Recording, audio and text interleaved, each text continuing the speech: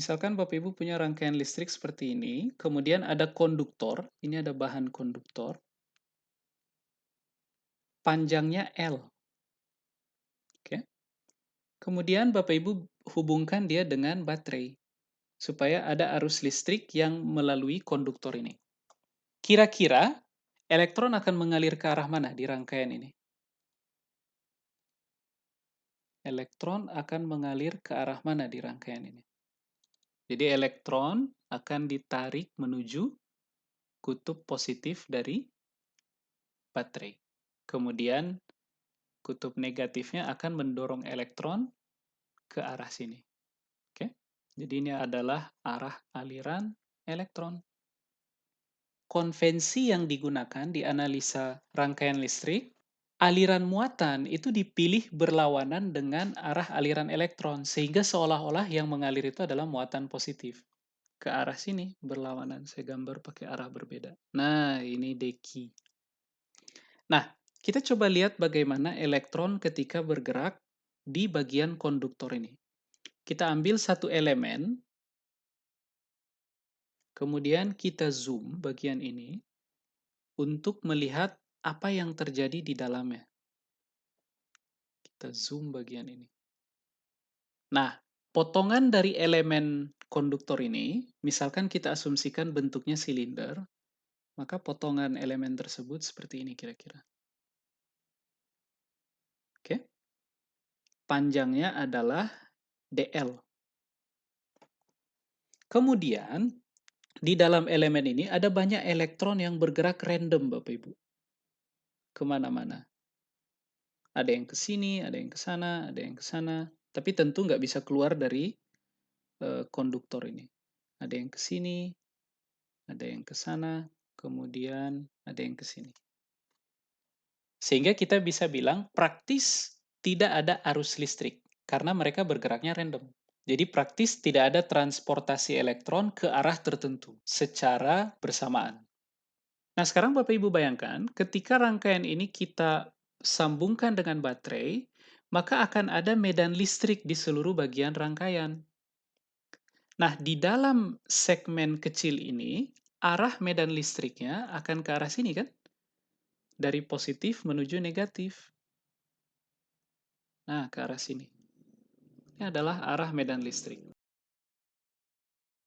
Nah, kalau medan listriknya ke arah sini, menurut Bapak Ibu, elektron akan kena gaya ke arah mana? Ke arah kiri, betul. Jadi, yang ini akan kena gaya ke arah sana. Nah, seperti ini. Sehingga, Bapak Ibu bayangkan, elektron-elektron yang tadinya gerak acak kemana aja, sekarang bergerak acak juga, tapi sambil ditransport ke satu arah. Gara-gara ada gaya akibat medan listrik ini. Ya enggak? Jadi sambil bergerak random, mereka ditransport ke satu arah. Bapak Ibu bisa bayangkan itu dengan analogi berikut. Misalkan ada gerbong kereta api, oke? Kereta api ini sedang bergerak ke arah sana dengan kecepatan tertentu. Nah, di dalam kereta api ini ada pula orang yang jalan ke arah toilet, ya kan? Kemudian ada adik yang dia dapat tempat duduk terpisah dengan kakaknya, kemudian dia pengen ganggu kakaknya, ya kan? Kemudian ada lagi yang sekedar pinjam koran ke temannya. Oke. Ada lagi yang mondar-mandir ngecek bagasi di kabin. Nah, pada prinsipnya orang-orang ini bisa bergerak kemana aja, tapi sambil ditransport ke satu arah. Oke. Nah, seperti itu pun yang dialami oleh elektron ketika Bapak Ibu beri medan listrik di sepanjang konduktor ini.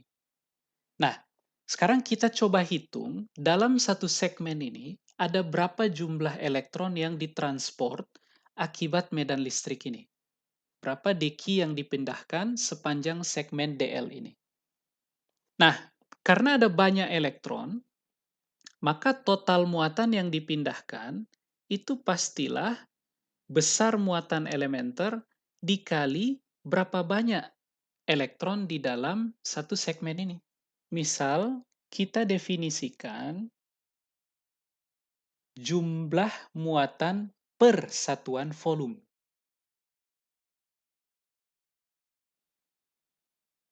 Nah, namanya juga jumlah muatan per satuan volume. Jadi Bapak Ibu bisa tulis N ini dN dV, volume.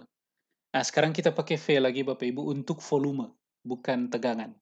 Maka saya bisa ganti kalau gitu, dq ini menjadi E N dV. Ya kan? Sementara Bapak Ibu lihat volume satu segmen kecil ini berapa? Misalkan luas penampang silinder ini adalah A. Maka luas volume kecil ini berapa? A dikali dl, betul. Jadi ini kita tulis sebagai E dikali N A dl. Nah, besaran bernama arus listrik itu adalah jumlah muatan yang digerakkan per satuan waktu. Sehingga arus listrik secara matematis bisa kita tuliskan sebagai simbolnya biasanya I, dq dt. Oke? Arus listrik adalah jumlah muatan yang dialirkan per satuan waktu. Sehingga I secara matematis kita bisa tuliskan sebagai dq dt. Maka Bapak Ibu bisa tulis ini sebagai apa? E N A dl dt. Nah, kalau Bapak Ibu lihat lagi gambar ini, dl dt kira-kira memberikan apa? Kecepatan muatan ditransport dari salah satu ujung elemen ini menuju ujung lain, ya kan? E N A dikali V D. Pak, apa tanda D ini? Tanda D ini artinya drift. Jadi VD ini itu disebut sebagai drift velocity.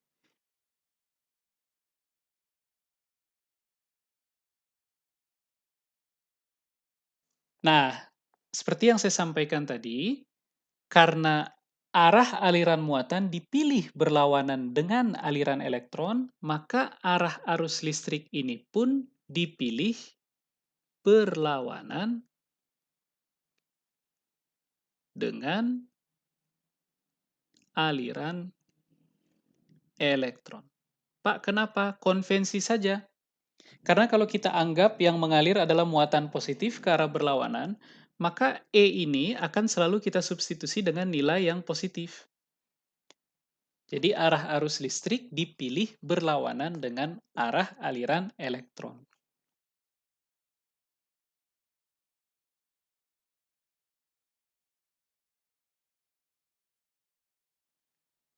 Ada saintis dari Jerman, namanya George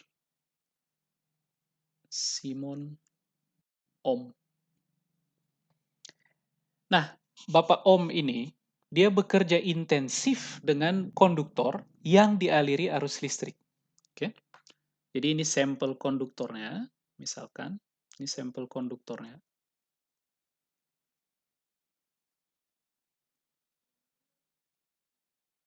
Kemudian, konduktor ini dia beri arus listrik dengan cara menghubungkan konduktor ini ke sumber beda potensial. Sehingga akan ada arus mengalir. Sekarang kita akan bicarakan arus terus, Bapak Ibu, daripada aliran elektron.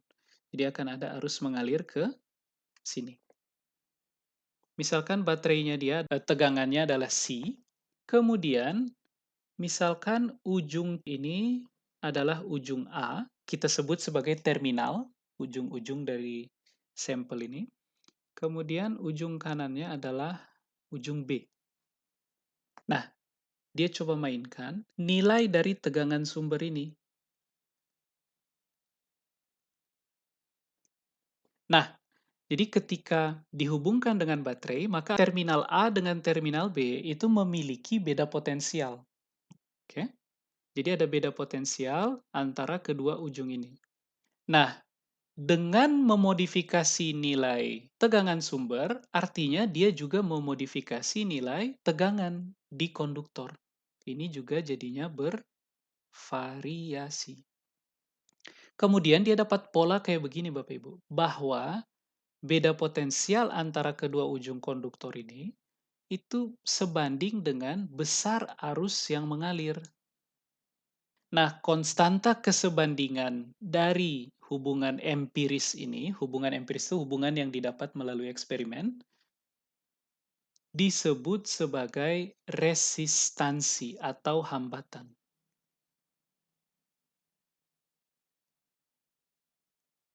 Nah, karena datangnya dari eksperimen yang sangat intensif dari Ohm, maka hubungan ini pun disebut sebagai hukum Ohm. Tegangan ini satuannya adalah volt, kemudian hambatan satuannya adalah ohm, atau orang biasa pakai simbol kayak begini juga, omega. Oke. Kemudian I ini adalah arus listrik. Satuan internasionalnya adalah ampere. Jadi V sama dengan R kali I ini adalah hubungan empiris. Ohm dapat hubungan ini dari eksperimen. Pak, ada nggak bahan-bahan yang nggak mengikuti hukum Ohm? Ada. Ada bahan-bahan yang kalau beda potensialnya berbeda, maka hambatannya pun akan berbeda. Jadi ada bahan-bahan yang hambatannya bergantung berapa beda potensial yang Bapak Ibu berikan. Nah, itu bahan-bahan yang tidak memenuhi hukum Ohm, tapi nggak akan kita bahas di sini. Nah, kita coba lihat hambatan ini bergantung apa saja.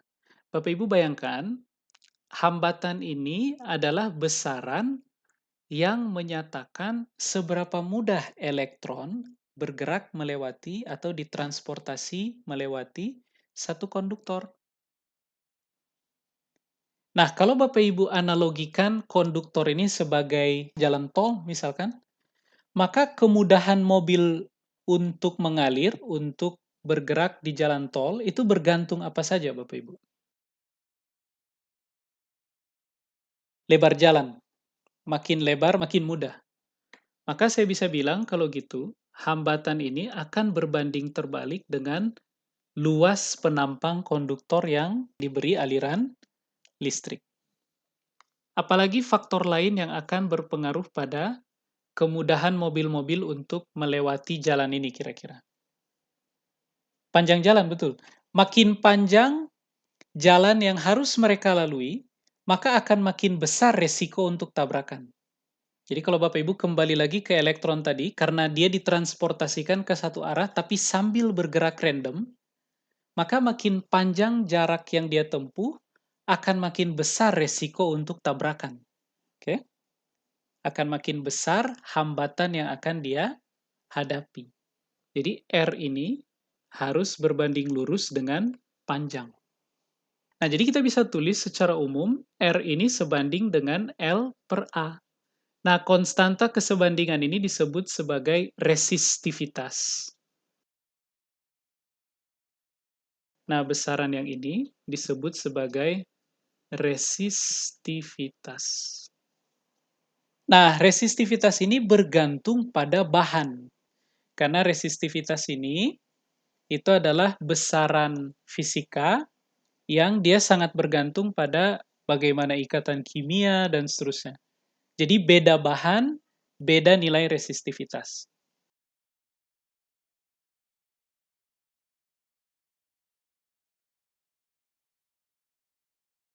Ada sifat-sifat tertentu dari bahan yang akan mengakibatkan resistivitas ini berubah. Misalkan kayak begini, Bapak Ibu bayangkan, bila atom-atom yang menjadi host, itu Bapak Ibu beri energi yang lebih tinggi, maka mereka akan bergetar dengan energi yang lebih besar. Sehingga resiko untuk elektron-elektron di sekitarnya untuk tabrakan itu semakin meningkat. Bapak Ibu bayangkan mobil, ada banyak di jalan, sedang melaju, ada yang sambil nyalip, segala macam.